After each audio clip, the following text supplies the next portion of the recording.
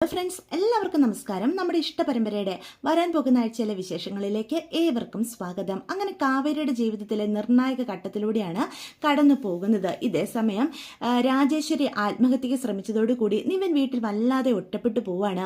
അപ്പം ഇനിയും താൻ കല്യാണത്തിന് പ്രതികൂലമായി നിന്നു കഴിഞ്ഞാൽ തൻ്റെ അമ്മയെ തനിക്ക് നഷ്ടപ്പെടും എന്നൊരവസ്ഥ നിവിൻ്റെ മനസ്സിലേക്ക് കടന്നു വരികയാണ് കേട്ടോ. കാരണം ഹോസ്പിറ്റലിലാണെങ്കിലും ആരും രാജേശ്വരി കാണാൻ പോലും സമ്മതിക്കുന്നില്ല. അപ്പം എല്ലാവരുടെയും കൈയും കാലും പിടിച്ചാണ് രാജേശ്വരി കാണാനായിട്ട് നിവിൻ കടന്നു ചെല്ലുന്നത്.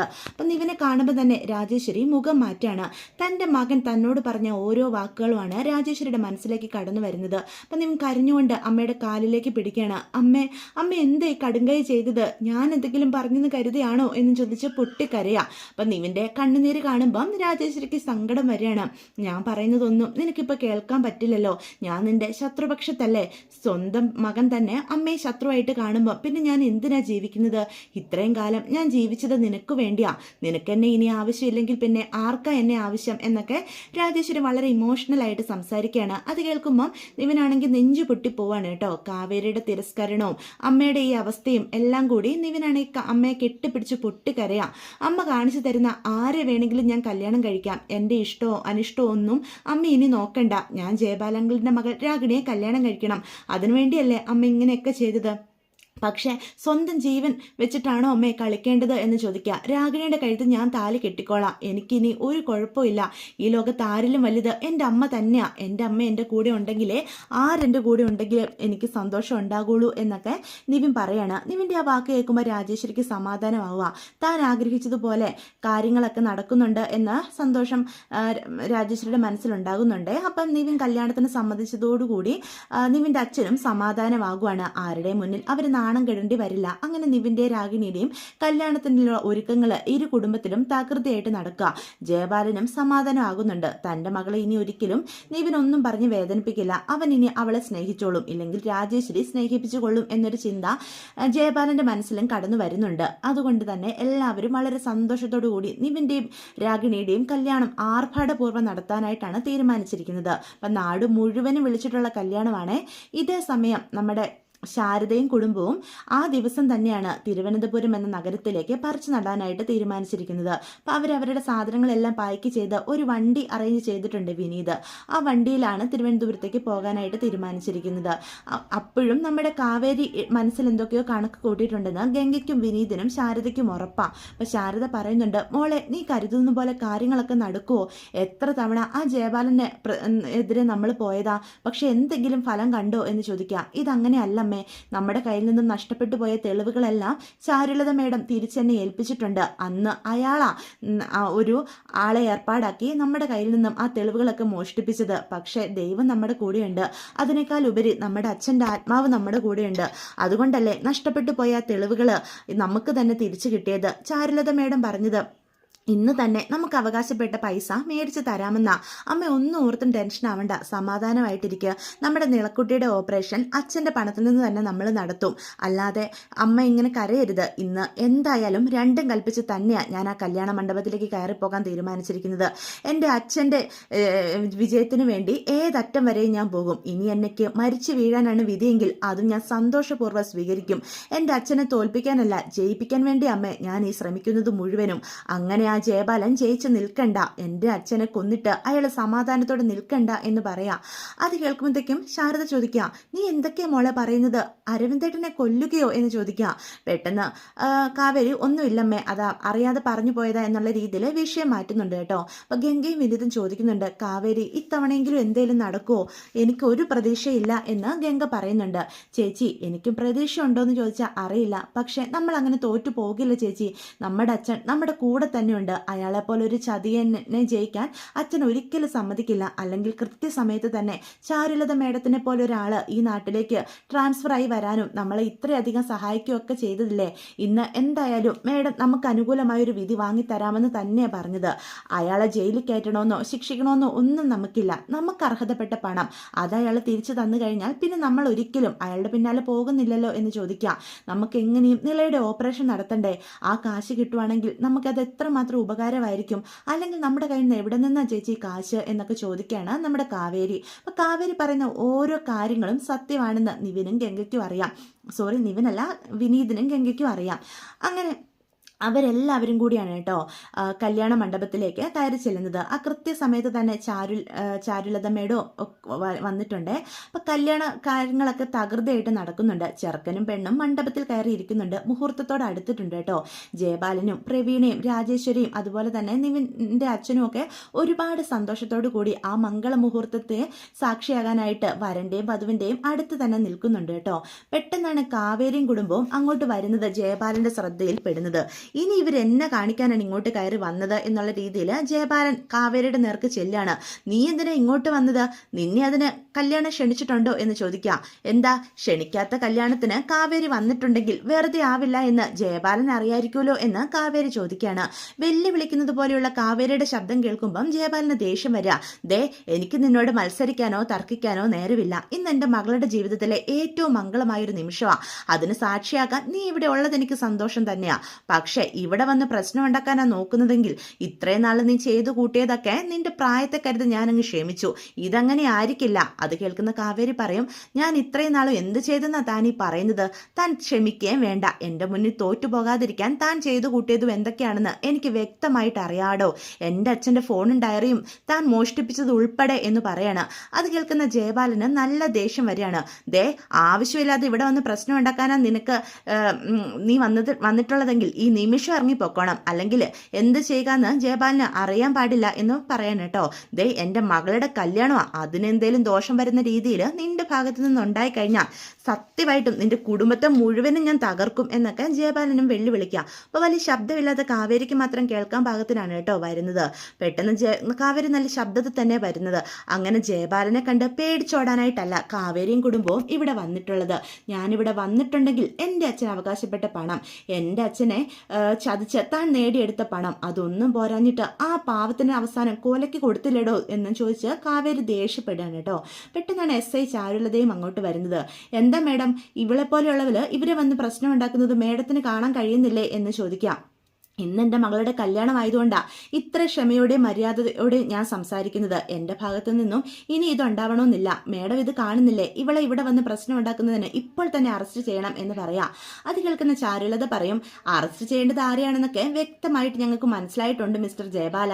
ദേ, ഇത് ഈ കുട്ടി ഞങ്ങൾക്ക് തന്ന പരാതിയാ. ഇത് ഈ കുട്ടിയുടെ അച്ഛൻ സംസാരിക്കുന്ന വോയിസ് റെക്കോർഡുള്ള ഫോണ്, ഇത് കുട്ടിയുടെ അച്ഛൻ്റെ ഡയറി.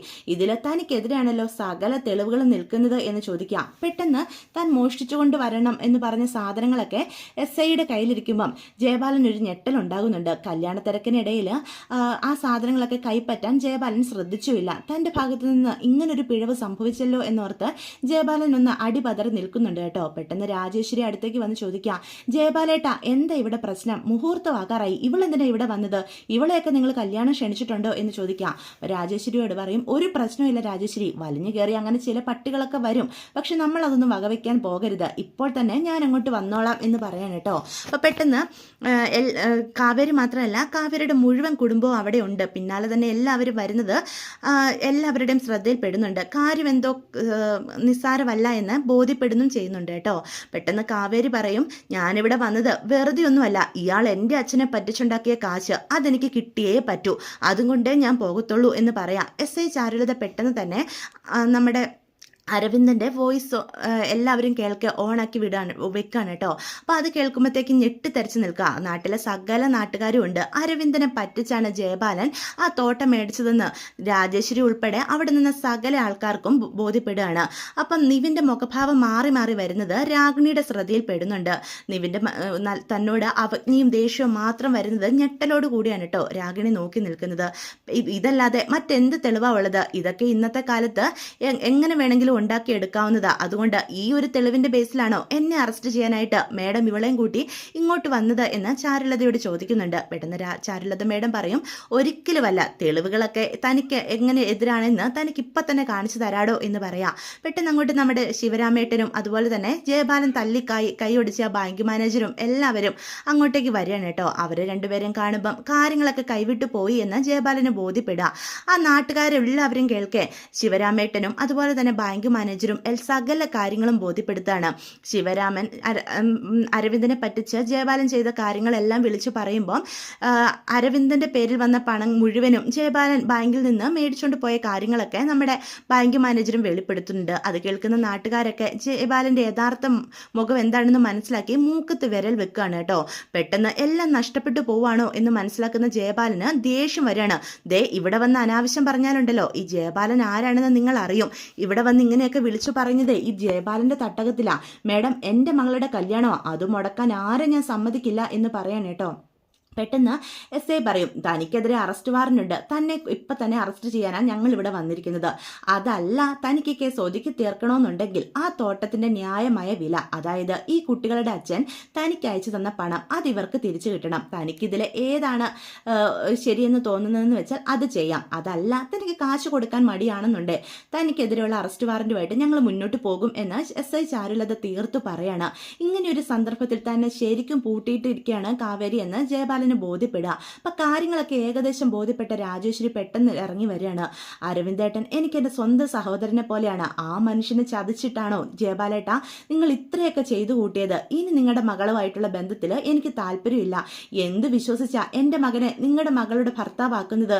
നിങ്ങളുടെ വിജയങ്ങൾക്ക് വേണ്ടി അവനെ വേണമെങ്കിൽ കൊലയ്ക്ക് കൊടുക്കാനും നിങ്ങൾക്ക് ഒരു മടിയും കാണില്ല എന്ന് പറയാം.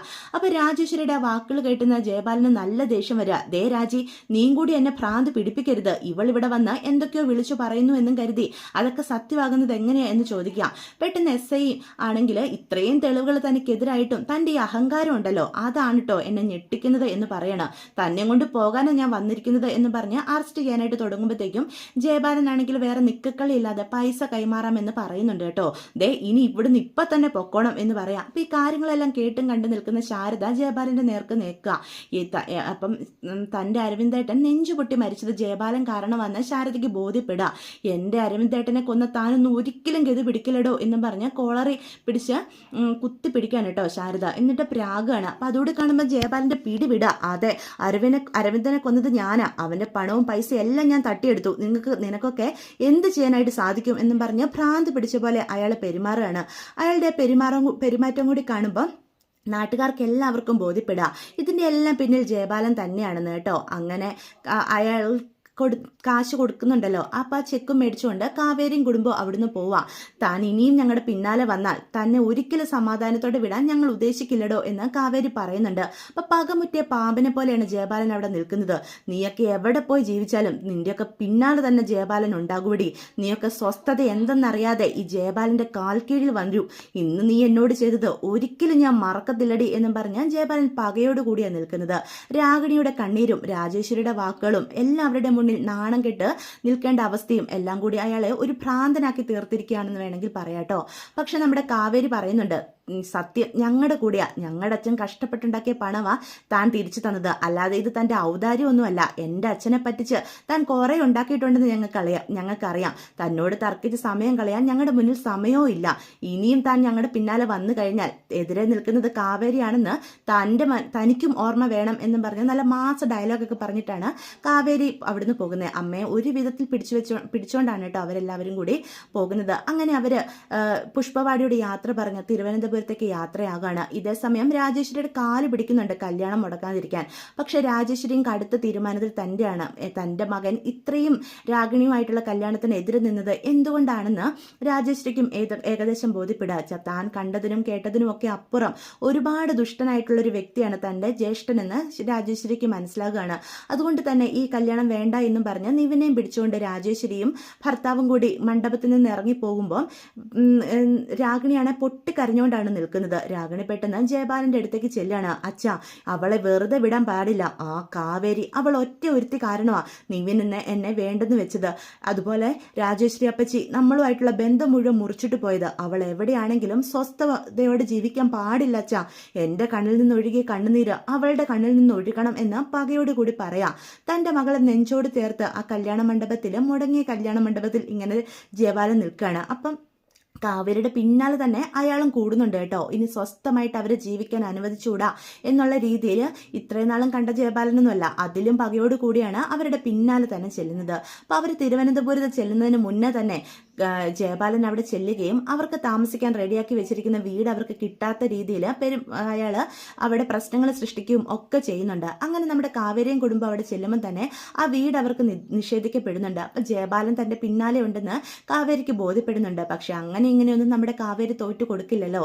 കാവേരി അവിടെ ഉള്ള അവളുടെ ഒരു സുഹൃത്ത് വഴി നമ്മുടെ നരനുണ്ടല്ലോ, നരൻ്റെ ഹൗസ് വാടകയ്ക്ക് കൊടുക്കുന്നതാണെന്നുള്ള വിവരം അറിയുന്നുണ്ട്.